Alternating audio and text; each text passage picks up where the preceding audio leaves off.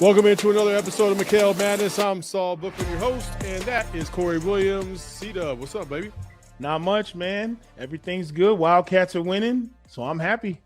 It's always good. It's always good. Listen, I think what's it, 8-0 now since last Monday. Arizona's 3-0.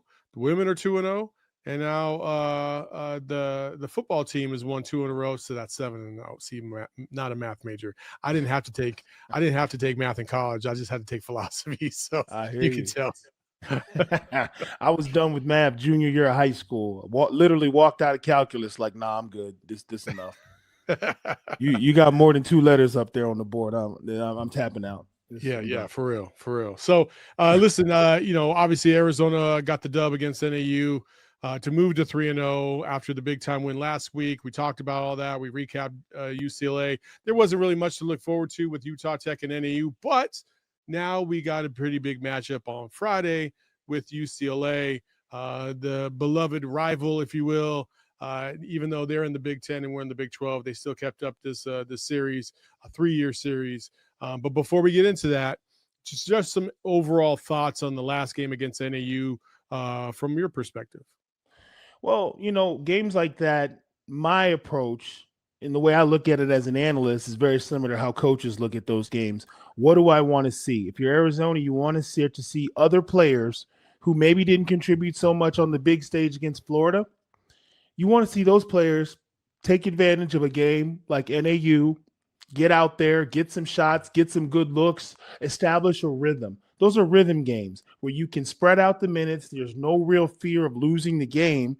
And there's no substitute for experience. So no matter what player it is, player 5 through 9, get them out there, get some good things on film, build some confidence. And the other thing with that NAU game was there were some guys that got to see the ball go through the hoop. That is huge psychologically, especially when you're talking about going up against UCLA at the end of the week. Seeing the ball drop, getting your confidence up in real game, I guess in the military, they call it under live rounds, live fire. That's what it's about. So did Arizona get better? Probably not. But psychologically, I think that was a good step forward for this team. I think one of those things that you're kind of pointing to is let's talk about Dwayne Aristode. I thought, obviously he got the shot going. He was feeling pretty good, especially in the second half. 6 threes, which is tied for the most by a freshman. Bibby did it. A couple others did it as well. Jared Bayless is one of them. And so, I really liked to see that shot come through. I thought the form was solid. I really liked the one off the edge, off of a pick, out of bounds play, right side wing. A little bit off balance, but, hey, splash, nothing but net. I'll take it all day. And I do think, Corey, one of the things that we might consider a questionable for right now, because we don't know, they haven't been tested quite to this degree yet, is can they win a game by forcing a team or can they beat a team from the outside, essentially? And I think as we get into Big 12 play and some of these bigger teams that might try to pack the paint, as we alluded to a little bit last episode, I think some teams are going to try to force Arizona to try and beat them from the outside, or at least prove that they can be a threat from the outside. So it's beneficial to see somebody like Aristode be able to cash in from the perimeter the way he did, because I think that balance could really prove to be beneficial down the road. No, you're 1,000% right. High-level coaches, high-level programs are always going to force you to your second or third or even fourth option if they're very, very good defensively. So what you have is a situation where he gets comfortable knocking down threes. Maybe there's action in a game against UCLA or a game against Alabama where all of a sudden the ball comes to him and now he doesn't hesitate. Now he's got the confidence. People are going to force the ball away from your strong suits, whether it's getting it out of Jaden Bradley's hands, getting it out of Koa Peat's hands, and now you're going to be looking at those same looks. Totally different team, bigger stage, bigger moment, but the exact same shot. So in terms of rhythm and confidence, you want to knock those shots down. If they're wide open jumpers, it shouldn't make a difference whether it's UCLA or NAU. If they leave you open, knock them down. 1,000,000%. So I mean, like I said, that was really good to see. I thought, last night's game was pretty, kind of nonchalant for this team. Nothing spectacular, nothing that they really need, that they improved on, nothing that they were really a detriment on. I think they got a little. It's kind of hard against a team like NAU to like build tremendous, continuity and chemistry on the offensive side when there's such a smaller, herky-jerky kind of team. They're feisty, so like that rhythm was kind of, you could tell like across the board, nobody was in like a really good offensive rhythm, but they're all good as a sum of all the parts to be able to dominate the way they did last night. So it wasn't like, anything was in doubt. It's just, if you look at Koa Peat, kind of an off game in terms of his offensive production. Jaden Bradley didn't really do too much. Nobody was really in a good flow, from a rhythm standpoint last night. So, does it matter? Not really, because I do believe, and this is one of the things I was really looking forward to ask you today was, and this is going to lead into the Krivas conversation. When you play against these smaller teams, sometimes not only because of the level of the team, but also their measurables, it can kind of throw you off balance. But when you play against the teams like UCLA, the bigger teams, the Power Four teams, the contenders, there's something about the physicality of the game that you're used to, something about the size and the speed that you're used to, that even though those are better players, you tend to play better against anyway. I don't necessarily think it's just playing down to the competition. I think it's more of like you're just used to playing against quality competition. And that's no disrespect to NAU, but listen, they're just not on the level of some of these teams that Arizona's going to play. No, it's really kind of complicated because Arizona has 13 non-conference games. 5 of those games are teams that could absolutely beat Arizona. So you got 5 games where you could literally lose. And the other 8, you have zero chance of losing those games. So you're in this 6. I would say 6. I mean, I would throw San Diego State in there. Oh, yeah. I'm not, so you're right. No disrespect to the Aztecs. So you got 6 games where you literally could lose, and then you've got another 7 games where there's zero chance you're losing the game. So how do you walk out of the court on a night where you know that all hell has to break loose in order for us to lose this game to these guys? With recruiting being what it's been over the last 10, 15 years, with NIL, with the way talent is spread out and stacked up, you're taking the court against guys who probably couldn't walk on at your school. So how do you stay mentally focused? How do you stay sharp? Well, back in my day, those games were the games where the starters, we had a pact. It was an unsaid, unspoken pact. Go out, get your numbers, because all you guys are trying to go to the league, blow these guys out in the first 10, 15 minutes, and then let everybody else play. So guys would come out and we'd be sharp and we'd go in and get things done so that the bench players could play. But more importantly, the biggest challenge in a game like that is you don't want to develop any bad habits. The veterans know better. But for the young guys, some of those shots you take, some of those rebounds you get, some of those defensive errors you make, you can make up for them. It's not going to cost you because the guy missed the shot anyway, or you ended up getting back into the play. You can easily develop bad habits because there's so much stuff in those games that's not going to be there Friday night against UCLA. And if you start feasting on what I call the fool's gold, or the high calorie, sugary donut snack treats that aren't real, then you get a false sense of security and you get lazy and you develop bad habits. So the goal is go out, be sharp, put these guys away, and let the bench players play. And don't develop any bad habits because you can get away with stuff in games like that. Yeah, I do think maybe they were a little sloppy with the ball. They did have, I think it was like 14 turnovers last night, and so that got a little away from him. Braden Burry's got a little careless with the ball on his handle a couple times. Guard for NAU was pretty quick with it, but overall, again, like you're about to face UCLA. That's in, everything that you've done to this point is in the past now, and you got to focus on that. But I did want to lead that conversation and that question into Mo Krivas, because you and I were texting last night, and I've largely been on the fence with Mo Krivas in terms of his ability to be able to contribute at a high level, or the level you would expect from somebody of his caliber and his experience level at this, in this day and age. But he is coming back into form, and if I'm going to give Dwayne Aristote a little bit of a benefit of the doubt in terms of sitting out all of last year and trying to get his legs underneath him, I got to kind of do the same thing with Mo Krivas. And when I watch Mo, you watch him against Embry-Riddle, you watch him against Utah Tech, you watch him against NAU, you think he should have an easy 20-point game, because there isn't anybody out there that can guard him from a height standpoint, from a center standpoint. However, those games can be difficult because he's a 7-footer, so they're throwing all the little mighty mites at his ankles, and it's tough to really execute. That's why I think when he played against Florida, in my opinion, Mo Krivas didn't do anything egregious against Florida. I thought he played a solid game. I thought he did what he was asked to do. I thought he rebounded well. He protected the paint as well as he could. I thought he was an efficient player. He was not a blemish on the scorecard or in the game in any way, shape, or form, in my opinion. And I think there's a comfortability factor that we're going to see when they play some of these little, these whatever Tech State Christian Bible college, schools versus like the big dogs. I do think we're going to get a significantly better form of Mo Krivas. I could tell you a lot of different stories. There's like 3 different ones, but I should have said Southwestern Assemblies of God University. Shout out Swagoo out in Waxahachie, Texas, because they recruited me to go there back in the day.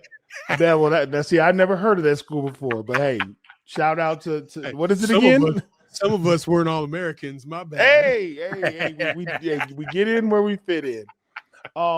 So I'm going to tell a quick little story to get to Mo Krivas. When I played ball overseas in Europe, we had friendly games to start the season.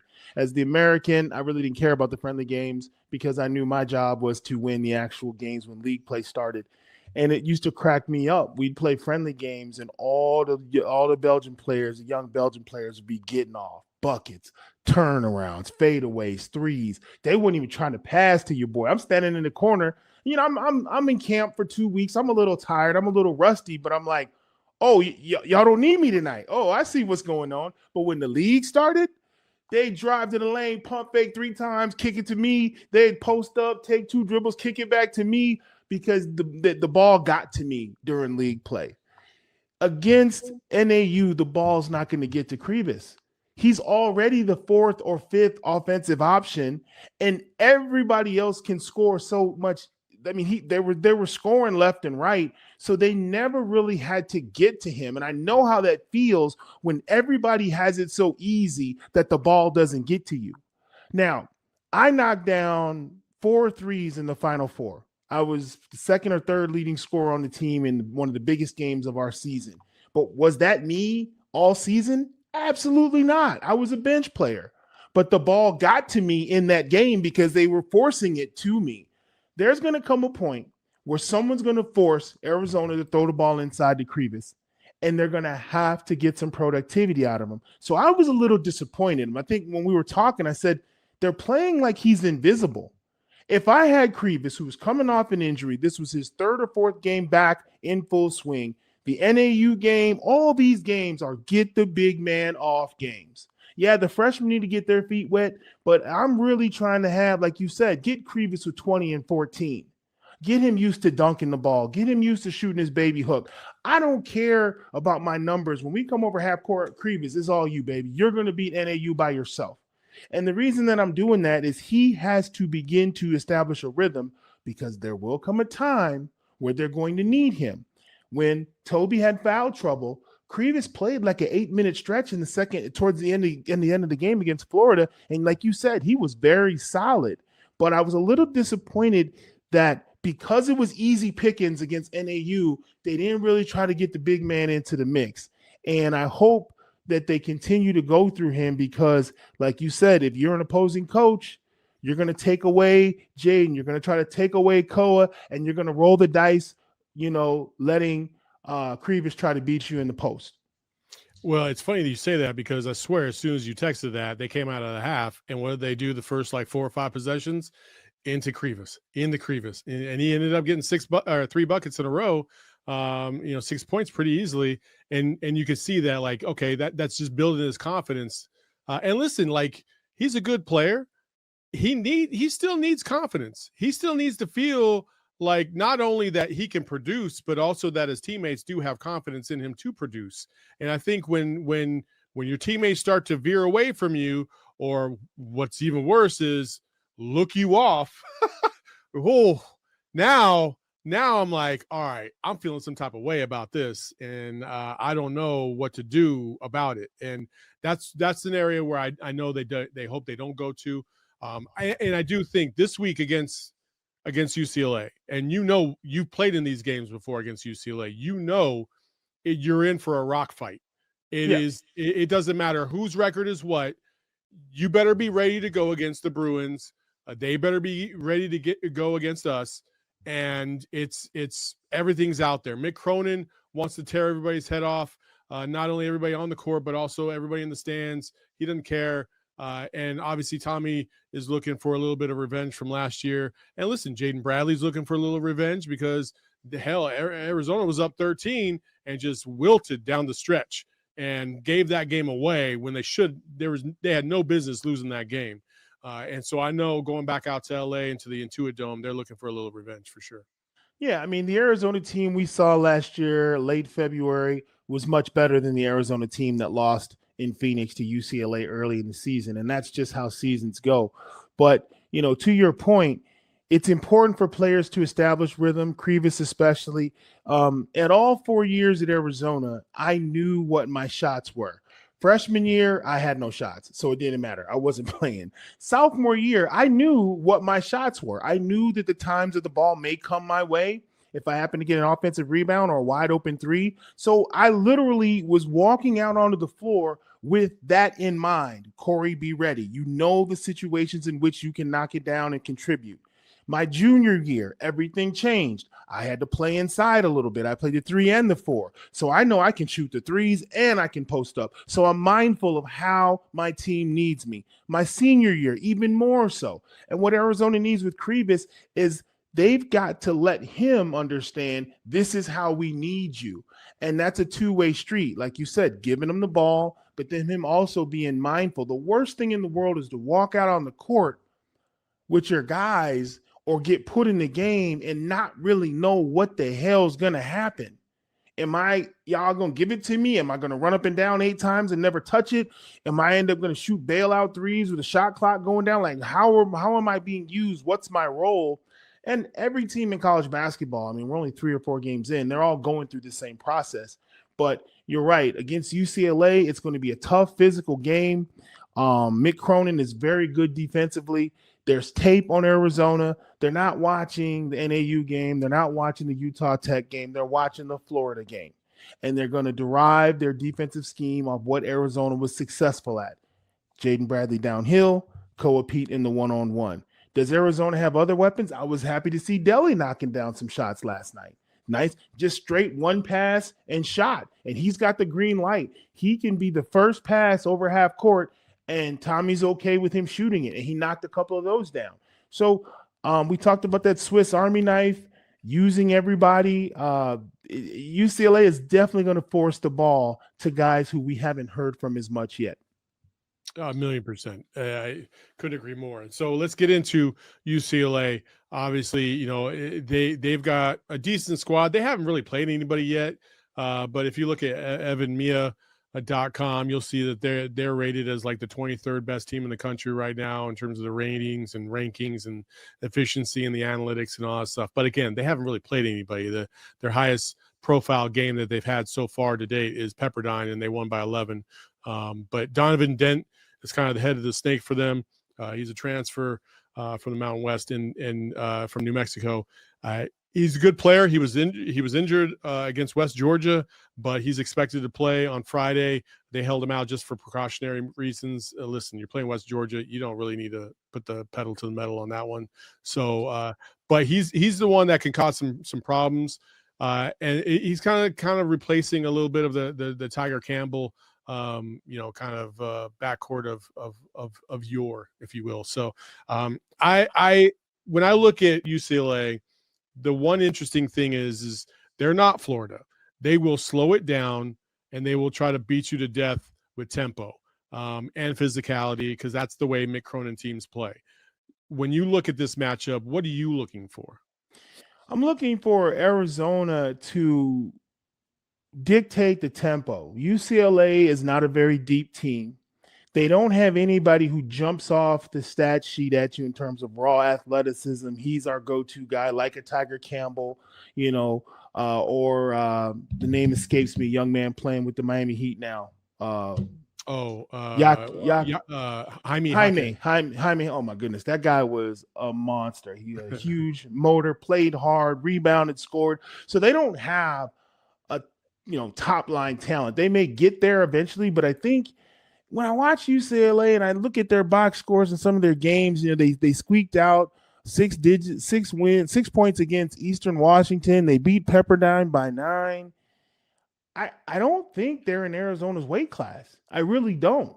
I think we can dominate the paint with our bigs, and I think Bradley can have his way again. Now, I don't know what's going to happen at the 2 and the 3, but I know at the 1 and the 4 and the 5, Arizona's got that on lock. So they want to slow it down. It'll be Arizona's job to get it up tempo. And the crazy thing about it is, if you come out and play with energy and Arizona somehow can get a 10 or 11 point lead, the Mick Cronin strategy goes out the window. Bro, what you walking it up the court? You down 12. You can't grind it out down 14. So it's crucial for Arizona to assert dominance early. And this is where a player like Delhi and now even Aristotle can crack this game wide open early and say, okay, guys, you want to play a slow tempo? Fine. We're up 14. You want to trade baskets for the next 20 minutes? Let's go. But then you force UCLA into trying to be more aggressive. I just think Arizona has to match their physicality, shoot the ball well from the perimeter, and apply pressure. Arizona put Florida in foul trouble. There's no reason they shouldn't put UCLA in foul trouble as well. Yeah. I look at, like Tyler Bilodeau last year was kind of a main reason why they started making their comeback. He had a couple really good plays down the stretch.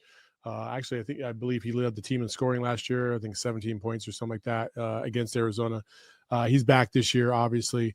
So, but I largely agree with you. But again, like every season's different. Every game's different. And I always want to make sure that I pump the brakes a little bit, because I think one game's cool, but who you are is really dictated after, 2, 3, 4 games to find out like who you really are, what your identity really is. Is Koa Peat, is he a 30-point per game type of player? I mean, he's going to give you 30 every now and then. He already proved it once, but what else is he going to do? And I do believe that some of these players, and Koa Peat is definitely one of them, they just know the moment and they're going to raise their level of play according to the moment. And so when I look at somebody like him, Jaden Bradley's got a flair for that as well. He knows when Arizona needs him in a big moment, he's going to come through. Like, that's just who he is. Who else out there on that court is going to do that for Arizona? Who else out there is about that life, is the phrase I would use, right? Braden Burries, he had a rough first game against Florida. We played 2, subpar opponents. Okay, now here's your second chance. Like let's see what you're really all about against a team that's going to throw everything they can at you and try to make, kind of muck it up. I want to see Braden Burries have a really solid game. I need to see it. I need to feel it, because right now I would say that he has been a little below expectations according to what they were coming into the season, but it's only been 3 games. This is the second time against a big power dog that I want to see him rise up. Yeah, and I mean the thing about Arizona is, when you talk about Koa Peat, the one thing I do know that Koa Peat's going to do is attack the rim. He's not going to stop going to the rack. So the question is, can your bigs defend him without fouling him? I don't know that they can. We know Jaden Bradley is going to the rack. Even Delhi is starting to go to the rim and try some things. I like Karshenkov. He likes to attack the basket. So if I was Braden Burries, I would take a page from those guys' book and stop living on the perimeter, trying to get your jumper off, and try to get some stuff going to the basket. Because the truth is, if you beat the defender and get to the free throw line, that little floater, I mean, Miles Simon won a national championship with that floater. I mean, it's good. So don't focus so much on your perimeter shooting. If you've got a defender in front of you, you can beat. Take them, make the pass, make the floater, make the pull up. Arizona can apply pressure, but it's just one of those questions of, can they continue to get in the lane? Krivas is going to take things to the basket. Apply that pressure, because you earned a lot of national respect with the win over Florida. Absolutely. And I think, like I said, refs are people too. And if you start this game aggressive and going to the rim, the whistle will blow. This is a neutral site, non-conference game. There's no dog in the hunt for the refs. They're going to call the game the way they call the game. So apply that pressure and see if they can defend. And like I said, how deep is the UCLA team? You get 2 fouls on the wrong guy, and all of a sudden UCLA is struggling. Facts. This is very fascinating. Okay. So I went back and looked at the box score. 57-54, UCLA wins. Jaden Bradley had 12 points. That's all. He was the leading scorer for Arizona, 12 points. That's it. Trey Townsend, 10 points. Everybody else in single figures. Caleb Love with 7, Toby Awaka 4, Carter Bryant 4, Henry Vasar with 9, KJ Lewis with 5, Anthony De La Rosa with 3. That's it. Like, you just got to feel like on paper that's going to get better this year versus last year, because UCLA's talent isn't as good this year as it was last year. I will say that. Right. So I think I'm in agreement with you. The more and more we kind of go through this, I do feel like Arizona has the advantage. They're playing in LA. There's a lot of tickets still available for sale. So I know Tommy was kind of clamoring for people to buy those tickets up and come support the Wildcats. It's a Friday. It's in LA. I mean, you ain't got no job. You ain't got shit to do. You want to go to the Laker game? You want to go see Bronny at the Laker game? I want to see that. Let's not get started with the Jameses, please. Give him his money. Oh, my goodness. Then the king will feel better when he get an extension. Oh, no. Man. So one of the best feelings I had as a player, I remember, and I had this luxury of playing with 2 lottery pick guards, of Damon and Khalid. And that season, we saw every brand of junk defense possible. We saw a diamond, we saw a triangle in 2, we saw a box in 1. And I remember sitting there and coach grabbing me by the arm, Corey, go in for Ray. Well, what he was saying is they're going triangle in 2, and Ray can't shoot the 3 like you can. So you just go over there, stand there. As soon as we pass to you, shoot the 3. And it was my job to shoot them out of that junk defense. And then once I knocked down 2 threes, I was sitting right back on the bench because they went back man to man. And now, everybody could get their stuff off. And I was sitting back on the bench. But I knew what my job was in that team. And I think with Arizona, when Koa Peat starts to get attention, we talk about it. What is Del Orso going to do? When Jaden Bradley's being double teamed off the ball screen and he gives it up, is Toby going to pump fake at the free throw line and turn it over? Or is he going to go strong to the hole? He's going to make a great pass. Like, Arizona has a chance to reach more players, develop more things, get more skills. But it comes from that mindset that you and I both know. You read off those box scores. That Arizona team that played UCLA last year, they didn't know who they were. No. Caleb Love was having a horrible night. He was talking to himself. Townsend didn't really know if it was, should he take over? Krivas didn't know, is this my team? They didn't know whose team it was at that point. We did know that Jaden Bradley was raw, but that's all we really knew. So if it's a slow start for Bradley, if it's a slow start for Pete, I don't want to see other Wildcats standing around trying to figure out if it's their moment. Yes, bro, it's your moment. I don't care if Delhi has 12 at halftime and he's the leading scorer, as long as we're winning. And then they have to change their defensive strategy, but they can't hesitate and defer just because somebody's off to a slow start. Because you and I both know the heroics we saw against Florida, we may see that a couple more times from each of those guys, but it's not going to be an every week thing. No, not even a little bit. Nor should it be. This is, that's not the way to get to the big to the Final Four. You need the sum of all parts. Even when you look at the Miles Simon and Bibby led team that went and won the national championship, like it was the collective unit, and those guys just accentuated. They were like the cherries on the top that kind of elevated that. But Jason Terry had a great run. You had a whole bunch of Bennett Mike Davidson Dickerson was AJ on that Bramlett, team. Mike Dickerson. I mean, yeah, and Mike Dickerson. Hey, and Mike Dickerson, if you go back and look, he was going through it in that in that run in that tournament run, right? Like, but that whole season he was a dog. But Mike Dickerson, go ahead. One of the coldest small forwards Arizona ever had, and he made basketball look so easy. I was so glad that I was older than him because I knew if I stayed for one more year, that boy was going to take my spot. Like, he was that good. Like, I could bully him his first couple years there, but like he took my starting spot my junior year, and then I got it back my senior year. But that guy was unbelievable, and he was on a team where he was the third offensive option. AJ Bramlett, tremendous power forward on that team.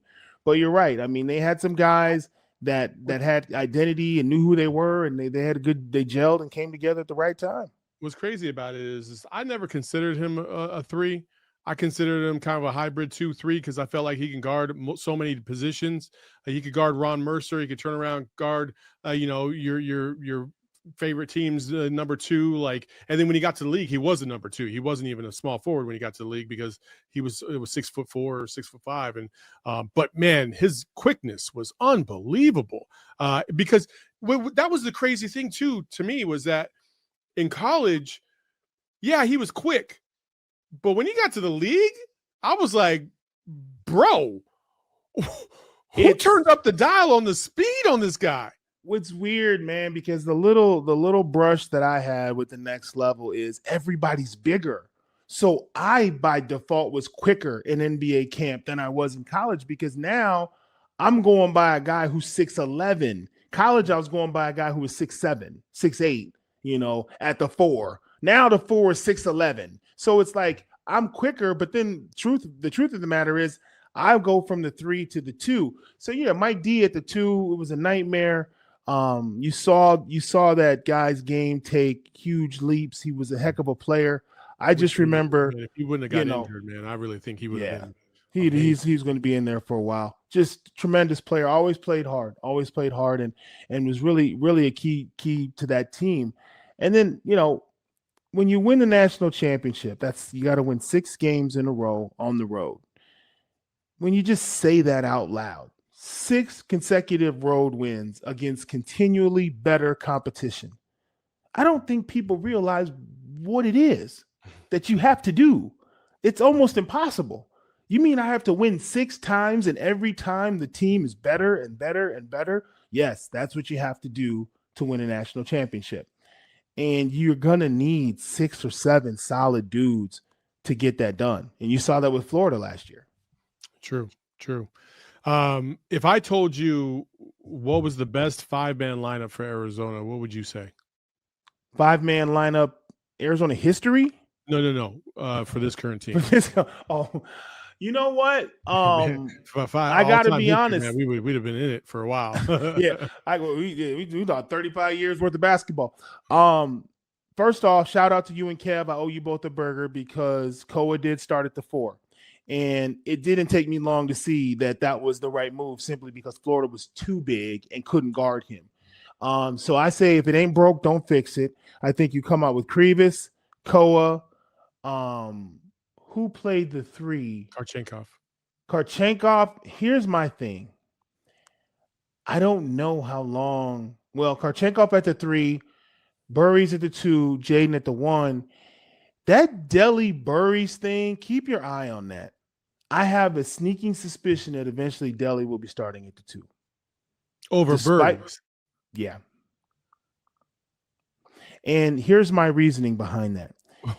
If Burries doesn't take advantage of these 7 cupcake games and start to develop confidence, not in himself, develop the confidence from his teammates, and then we get in nut cutting time, which is the Big 12, you've had your 13 games.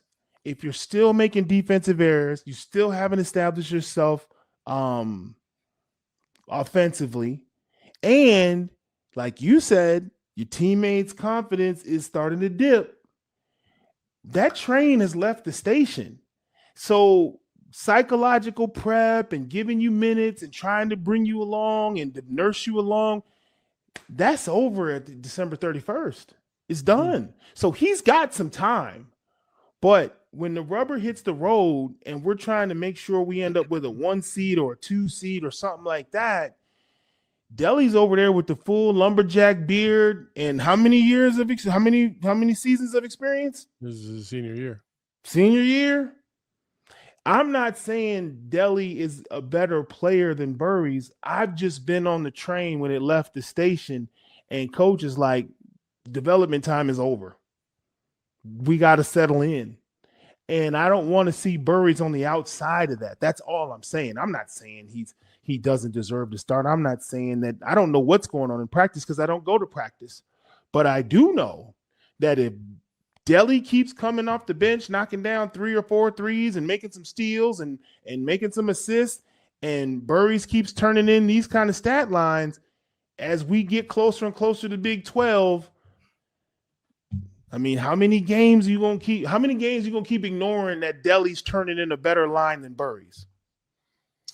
Well, I don't think it's that hands down yet. No, it's not. It's not night or day. I would say this. I would say this in defense of Burries. I don't think Deli has done anything to take that job yet. No. I would say that. I mean, it was an interesting point. That'd be a hard thing to see happening. That'd be very controversial and it'd be a very surprising move because, that would cause a lot of conflict. I think it might, depending on if we're keeping it real. Like every year I was at Arizona, the lineups changed, and the one thing that happened in the lineup is the players saw it coming. It wasn't ever somebody comes in the locker room and they mad now because they lost their spot. Bro, you been lost your spot. We've been watching you in practice for 3 weeks and you still getting a start. It was inevitable. These changes that happen start behind closed doors in practice and in films. And, hey, man, we talked about this. You know what? Toby, go in for him. And next thing you know, it goes from him playing more minutes than you, because that's your first tip as a player when things about to go the other way. When this is a guy who battled with Joe McClain for all 4 years. We played the same position in Arizona, and our minutes per game was like neck and neck. When somebody at your position, the first night they log more minutes than you, if you don't get it together, bruh, the writing is on the wall, because coaches go off instinct and gut, and they look at the box score after the game. They don't look at the box score during the game. They don't know how many minutes you played. All they know is player A is playing good. Player B is sitting over here with me. So, with that being said, I will say the same thing is going to happen at a different position. What you got? I think by the time we get to the Big 12, I think Toby Awaka is going to be the starter and Krivas will come off the bench. That is very, very likely for the same reason. Minutes and productivity. We was watching it last night. 2 minutes into the game, Krivas picks up his first foul, which it's one foul, not a big deal. Out. And then Toby Awaka came in and played the next 8 minutes. I'm like, okay. Yeah. I mean, there's something to that. So it'll be interesting to watch. These rotations, they're interesting because you have some flexibility right now, but once you get to the Big 12, that's probably not going to change much after that, unless somebody is just playing egregiously bad and you've got to replace them, right? So, and that's what these non-conference games are for, right? They got 2 back-to-back dogs, UCLA, right, and then they got to go all the way out to Stores to play UConn in Connecticut. That's going to be a hassle. for lack of a better word. I got so many people at ESPN that live in Connecticut. That's where they're based, and they all been in my inbox all week. about the Huskies in Arizona. So well, I don't know. We'll see. I mean, if you want to make a road trip, you just let me know, man. I'm down. I'm down. They're all telling me they're coming to stay with me next year on the return game. So I'm gonna have a house full of coworkers here. They want tickets. I'm gonna take care of them though. Actually, one of my good buddies, the guy who gave me my break at ESPN, Chris Farrell, he just texted me this morning. He had a ticket for me, but I told him I couldn't make it. So damn. Wanted to go. I thought about going after last week. I was like, you know what? And I looked at it. Wasn't, hey, listen, for anybody out there that's thinking about it, maybe it's not too expensive. It was like maybe $700 for me to go out there 2 nights and come back. It was doable. However, it's Connecticut. It's the end of November and it's cold. Those are 3 things that this brother doesn't deal with. You left out things 4, 5, and 6. TSA government shutdown. You could get man. Come on, bro. I'm not going near the airport. I got Arizona State Friday night, and I'm driving, and I'm excited because I can just drive and come right back. I'm not stepping in the airport till they sort out this madness. Yeah, listen, facts, absolute facts. This dude, man. One of my boys spent 12 hours at the airport 2 days ago. 12 hours. Oof. Yeah. Oof. Delayed. Switched his flight. Delayed again. I can't. No, he could have gotten his car and drove where he was going. But I mean, another story. Yeah, for sure. But you know what? Nowadays they're on the PJs. You know, the team has the private jet, so they just fly straight in and fly. They don't have to travel like us commoners. So they have to worry about this stuff. Sully on the PJ. Saul's on the SWA is what he's on. So I mean, flying their Spirit for $38. Hey, whatever. 6 connections. Hey, I'm flying Allegiant out to freaking Provo. Hey, you think I care? No, that thing was like $17 round trip. Man, Salt Lake from Phoenix, that is a cheap ticket. Yeah, I mean, it was like $42 round trip for me to fly, and the airport is not out of Phoenix; it's out of Mesa, which is like literally 10 minutes away from my house. Yeah, so I'm down. I'm chilling. That's good. That's good traveling. Good traveling right there. A little pro tip. So, anything else you want to get into, Corey, before we wrap this up? No, man, just, it's just interesting. Like I said, I like the non-conference schedule. We got some real tough games on there. We've got some tune-up games. When I watch the tune-ups, I want to see things I haven't seen before. I want to see guys elevating their game, even though it's not stiff competition, because you can't just flip a switch and turn it on for the UCLAs and the UConns. So Arizona, the audition is over. Back-to-back tough games against UConn and UCLA. Hopefully, if the Cats can get both of these, that'll be 3, and I only wanted 3. So let's get them both right now. That would be something serious if that happens. I mean, oh man, I don't think you'll be able to get a ticket in McKale after that one, because they'll be close to the number 1 team in the country right now. They're sitting at 5. So yeah. Hey, listen, man. What I love about Tommy is, and you know this because Lou was the same way. He is not afraid to play dogs anytime, anywhere. And I know this fan base desperately loves that. They really appreciate that. They respect the hell out of it. Win or lose, like these are good tests for your program. And even though last year they lost all 5. They were terrible. They lost in the Bahamas, got railroaded again. Like, Arizona should never go to the Bahamas ever again, because both times they've gone to the Bahamas, they've gotten dog walked. They went 1-5 in those games. They won 1 game against Dayton. That's it. Like, Davidson. They should never play in the Bahamas ever again. So take that off. Nassau is not on your bucket list anymore. Next year they got to go to Hawaii. I mean, I might try to go out there. We'll see. But it's also it's kind of a weak tournament. There's not a lot of good teams that are going out there. But regardless, Tommy's not afraid to schedule big dogs, and I love that about him. Sean Miller did from time to time, but there was a lot of times where the non-conference schedule was just very weak, especially towards the end of his era. So it's good to see that this is coming back in a pretty big way. Well, there's something to be said for that. And I'll tell a real quick story. I played at a very small suburban high school, and we were good. We were very good. But the team 3 towns over, they were a little more urban than us. And my freshman year, they kicked us out of the state tournament. We lost by like 30. The gym was crazy. The dunks, we were just overmatched, and a lot of our guys were shook. What school was that? West Aurora. We lost to East Aurora first. So the city 2 cities over from Batavia was Aurora. 80,000 people. My little farm town had 13,000. So we go there and we get cracked by 30 in the state tournament. I mean, we had a good season. We were dominating our little conference, and then we get into the state tournament and we play, a bigger school with better players, and we got crushed. And my high school coach took it as a lesson.